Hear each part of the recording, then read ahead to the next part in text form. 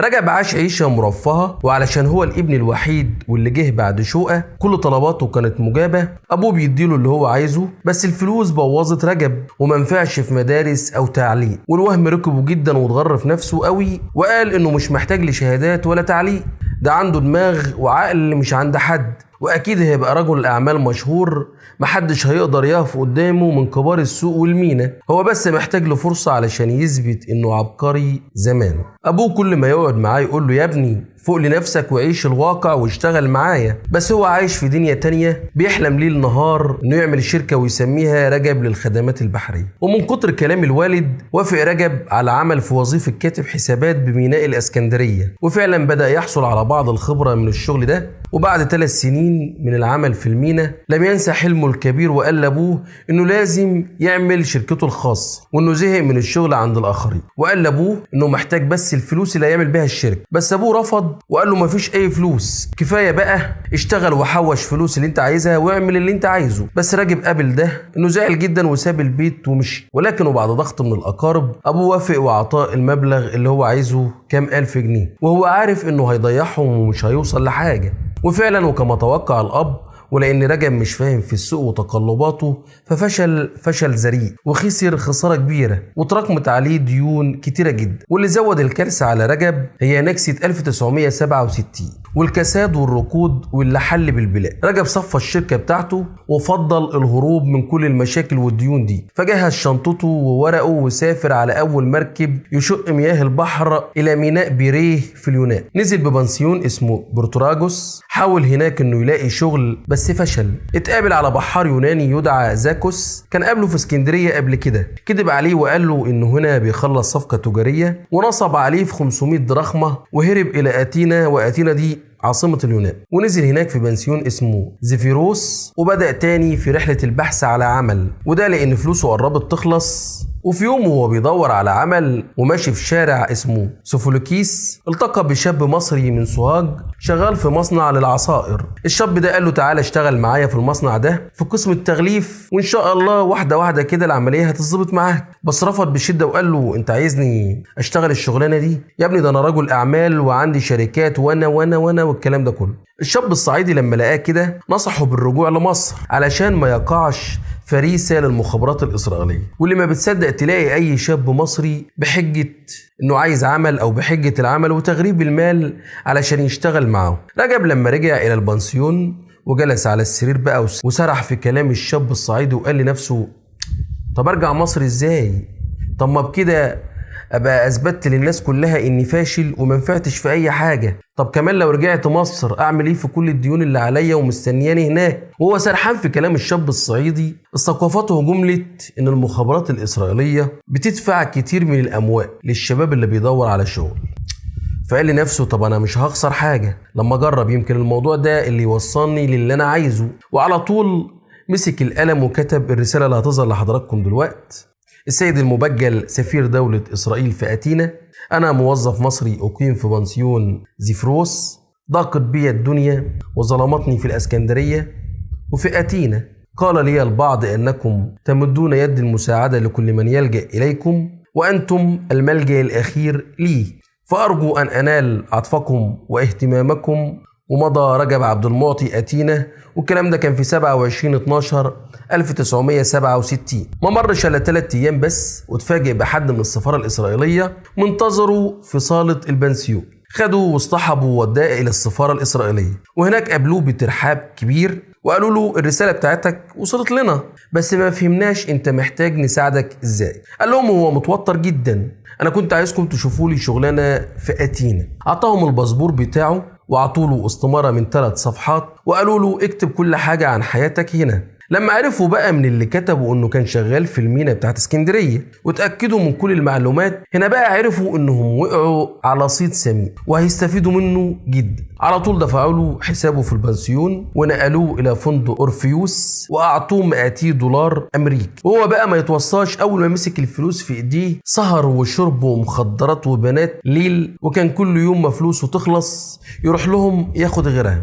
الموساد غرقوا بالفلوس عشان يسيطروا عليه، لحد ما وصل لمرحلة ان هو اللي بقى يقول لهم ويعرض عليهم خدماتهم ويقول لهم انا هعمل اي حاجة انتوا عايزينها مني، وهم يأجلوا ويدوا له الفلوس اللي هو عايزها. بدأ الضابط الإسرائيلي والمسؤول عن رجب كان اسمه أبو إبراهيم يتردد عليه في البنسيون أو الفندق اللي هو ساكن فيه، ويتكلم معاه عن مصر وعن السلام ويديله فلوس ويسيبه ويمشي. وبعد كده ما بقاش يديله فلوس بس، ده بقى يجيب لي رجب فتيات ليل ويعرفوا عليهم. ومرت الأيام ورا الأيام، ورجب غاص في قاع الرذيلة والشهوة. وفي يوم وهو قاعد مع الضابط الإسرائيلي قال له بطريقة فيها ثقة وكأنه بيأمره: جهز نفسك عشان هتسافر إسرائيل بعد كام يوم. رجب ظهر عليه علامات التوتر والخوف ورد وقال له: إسرائيل؟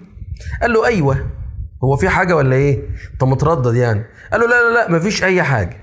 أبو إبراهيم جاله تاني يوم وخدوا السفارة، وفي اجتماع مغلق مع 4 ضباط آخرين من الموساد طلبوا من رجب إنه يرسم خريطة لميناء اسكندرية وموقع مكتب الشركة بتاعته اللي في المينا واللي سابه بعد النكسة اللي هو بعد تراكم الديون والكلام ده. رجب نفذ اللي هم عايزينه وقال لهم على معلومات كتير عن المينا، ازاي بيستقبل السفن الحربية السوفيتية وسفن الشحن اللي بتيجي بالأسلحة المختلفة من ميناء أوديس السوفيتي على البحر الأسود، ومخازن تشوين السلاح المؤقتة وبوابات التفتيش والمداخل والمخارج. قال لهم كل حاجة. بعد كده سلموه تذكرة سفر بالدرجة السياحية أتينا تل أبيب على شركة العالة الإسرائيلية، ووصلوا مندوب من السفارة إلى المطار وتأكد من صعوده إلى الطائرة المتجهة إلى إسرائيل.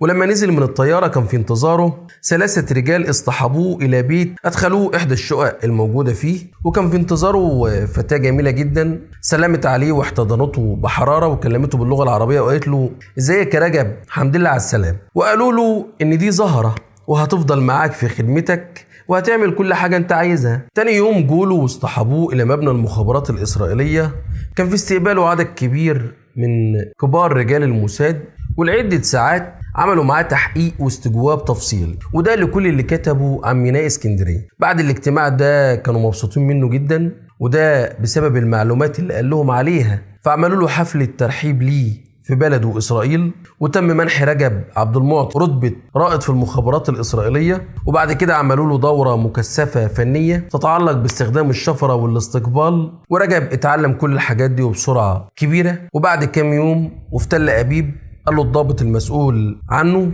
بأنه هيرجع إلى الإسكندرية مرة أخرى عشان يفتح شركته ويعاود نشاطه اللي كان بيعمله في المين، وهيدوله كل الفلوس اللازمة، وده عشان يفتح مكتبه مرة تانية ويجدده. بس عشان يعمل كده لازم يرجع اليونان الأول ويقعد في أثينا شوية عشان يبدأ عملية التمهيد إنه يرجع مصر. رجب غادر مطار بن جورجيون في تل أبيب وطلع على أتينا، وكانت معاه زهرة جميلة الجميلات، وما كانش مهمة زهرة إشباع رغبات رجب بس، لا دي كانت معاه علشان تبقى راقبة عليه وعلى تصرفاته، وتبدأ تراقب بقى أو تشوف مدى إخلاصه للموساد ولدولة إسرائيل. استأجرت ليه المخابرات الإسرائيلية إحدى الشقق وهيأت ليه من أسباب العيش والرخاء والإمتاع الكثير. بدأ بقى في مخططه المرسوم ليه، فكان بيقابل أي مصريين جايين اليونان ويصطحبهم في جولات ويعزمهم على الأكل والشرب، ولما يعرف إن أي حد من المصريين دول راجع مصر يبعت معاه هدايا كتير لأهله ولوالده.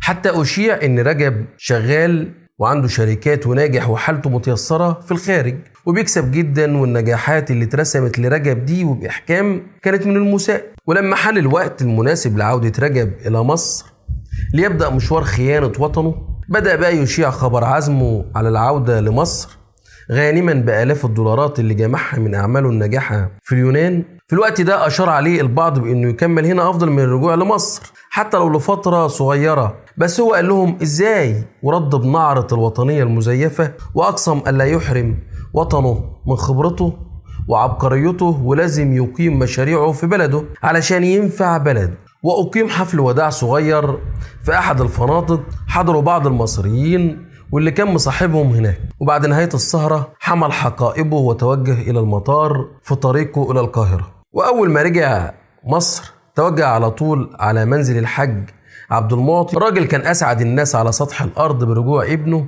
وكمان من اللي هو بيحكوه له بقى واللي كله كذب في كذب، وده طبعا اللي رسمته ليه المخابرات الإسرائيلية، ازاي كان ناجح في عمله بره وازاي وصل لمكانة كبيرة ومشاريعه اللي كانت ناجحة والكلام ده كله. وان هو ضحى بكل ده علشان بلده تستفيد منه من خبرته وفلوسه وعبقريته يعني. ومن تاني يوم بقى بدأ في عملية إعادة فتح مكتبه القديم في المينا، فجاب مهندس ديكور عشان يشوف المكتب ويعمل له التجديدات اللازمة. وقبل ما ينتهي رجب من عمليات التجديدات للمكتب بتاعه كان كاتب أول رسائله للموساد، واللي كانت ردا على رسالة وصلته منهم عن طريق الراديو، وبتطلب منه مراقبة حركة ميناء الإسكندرية وإذا كانت مصر استلمت أي أسلحة سوفيتية ولا لا. وبعد ما رجب خلص تجديدات وتشطيب المكتب عمل له افتتاح كبير حضروا عدد كبير من رجال الأعمال، وطبعا ساعدته المخابرات الإسرائيلية كتير علشان يحصل على ثقة بعض الشركات البحرية دي علشان يبقى وكيل لها في الإسكندرية. حجم أعمال رجب كبر جدا، وده بسبب التوكيلات العالمية اللي حصل عليها، وصار اسمه مشهور جدا. وكان دخوله بقى إلى الميناء بالتصريح الممنوحة أمرا سهل جدا، وده خلاه يعمل علاقات قوية بالموظفين والمديرين في الميناء. وبحكم عمله بقى في الميناء فكان سؤاله عن أحوال الميناء يوم بيوم أمرا عادية لا يثير شك أو ريبة لأي حد، ده الراجل بيسأل في شغله. وده اللي كانت عايزاه المخابرات الإسرائيلية، يعني تزرع جاسوس داخل ميناء الإسكندرية يرصد كل أسراره وأوضاعه من غير ما يشك فيه أي حد. ومرت الأيام ورا الأيام والشهور ورا الشهور، ورجب أعماله بتزيد وكمان بيزداد شهرة، والخطابات بينه وبين إسرائيل برضه بتزيد، وكان بينقل لهم كل حاجة عن المينا. ولكن في يوم 6 من أكتوبر 1973 اليوم ده نزل عليه زي الصعقة، وكان هيموت من الخوف والزعل، وده لأن جنودنا البواسل بيكتبوا النصر وبيعبروا ويحطموا خط بارليف المنيع. وفي الوقت اللي كانت مصر فيه والعرب كلهم طايرين من الفرح بالنصر على العدو الإسرائيلي، كان رجب قاعد حزين وبيبكي في مكتبه. بس بعد كده بدأ يخرج من مكتبه ويلف في المينا ويشوف أخبار السفن اللي بترسو والأسلحة وخلافه، وعلشان ربنا بقى يكتب نهايته ويكشفه. الرسائل اللي بيبعتها رجب لخارج البلاد لروما وأتينا كانت كتيرة جدا في الوقت ده، وده بقى لفت انتباه ضابط المخابرات المصري المكلف بمراقبة البريد الصادر إلى الخارج. فجهاز المخابرات المصرية بدأ بمراقبة كل الجوابات اللي بيستلمها رجب أو بيبعتها لحد ما تم اكتشاف أمره واكتشاف كل الرسائل المشفرة واللي بيكتبها بالحبر السري. وكان بقى بيتم فتح الرسائل دي لمعرفة محتواها، بس كان بتتقفل وبدقة متناهية، وده عشان تكون دليل إدانة ضده أمام النيابة العامة وعند محاكمته. وأخيرا وبعد أن جمعت المخابرات العامة المصرية كل الأدلة اللي بتدينه، اتوجهت قوة من رجال المخابرات المصرية في صباح 13 يناير 1975 إلى مكتب رجب عبد المعطي. رجب لما لقى رجال المخابرات دخلوا عليه كان فاكرهم زباين وجايين ليه في شغل، بس لما قال له قائد القوة اللي رايحه له انه ضابط من المخابرات، رجب ما كانش قادر يقف او يتحرك من مكانه واكنه اتشل، ما كانش قادر حتى انه يتكلم او يرد. ومن الصدف الغريبة والعجيبة ان ساعة البريد واثناء وجود رجال المخابرات جاب له رسالة كانت جايه له من الموساد. تم القبض على رجب واصطحبوه الى مبنى المخابرات المصرية وجرى استجوابه واعترف بكل حاجة تفصيلية. حكمت المحكمة على رجب بالاعدام شنقا، وصدق المفتي ورئيس الجمهورية على الحكم. انتهت حلقتنا، اشوفكم على خير. لو عجبكم الفيديو يا ريت تعملوا لايك وشير وسبسكرايب. السلام عليكم ورحمة الله وبركاته.